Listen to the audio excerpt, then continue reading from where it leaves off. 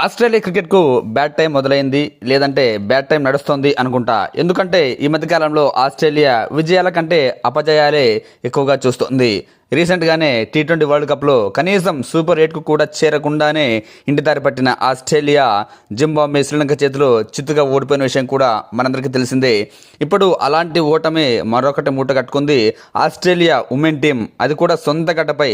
Team India మహిళలతో జరిగిన మూడో టీ20 మ్యాచ్లో ఆస్ట్రేలియా 17 పరుగుల తేడాతో ఓడిపోయింది. దీంతో సొంత గడ్డపై ఆస్ట్రేలియా టీ20 సిరీస్ను భారత్కు అప్పగించింది. 3 మ్యాచ్ల టీ20 సిరీస్లో భాగంగా ఫస్ట్ టీ20 గెలిచిన మహిళల టీమిండియా రెండో మ్యాచ్లో ఓడిపోయిన మూడో మ్యాచ్లో 17 పరుగుల తేడాతో ఆస్ట్రేలియాను మట్టి కరిపించి సిరీస్ను సైతం సొంతం చేసుకుంది.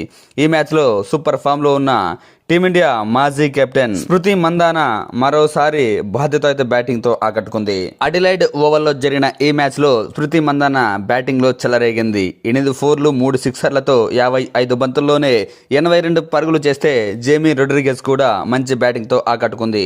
4 ఫోర్లతో 59 పరుగులు చేసింది. వీళ్ళకి తోడు మిగతా బ్యాట్స్మెన్లు కూడా రాణించడంతో టీమిండియా 20 ఓవర్లలో 6 వికెట్లు కోల్పోయి 176 పరుగులు చేసింది. ఆస్ట్రేలియా బౌలర్లు వికెట్లు తీయడంలో పూర్తిగా ఫెయిల్ అయ్యారు. Annabel Sutherland 2 వికెట్లతో రాణించింది.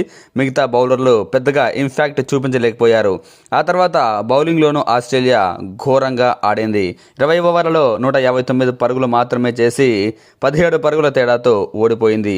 ఆ జట్టులో అష్లీ గార్డెనర్ 57 పరుగులతో ఒంటరి పోరాటం చేసి టాప్ స్కోరర్గా నిలిచిన మిగతా బ్యాట్స్ ఉమెన్లు పూర్తిగా ఫెయిల్ అయ్యారు. మరీ ముఖ్యంగా Australia top order, lower order పూర్తిగా డిసప్పాయింట్ చేసింది.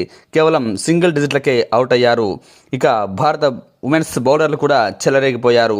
మరి ముఖ్యంగా శ్రేయాంక పాటిల్ 4 ఓవర్లు బౌలింగ్ వేసి 22 రన్స్ మాత్రమే ఇచ్చి 3 కీలక వికెట్లు తీసింది.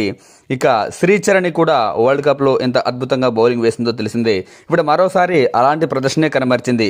3 వికెట్లతో ఆస్ట్రేలియా బ్యాటింగ్ను పూర్తిగా కుప్పకూల్చింది.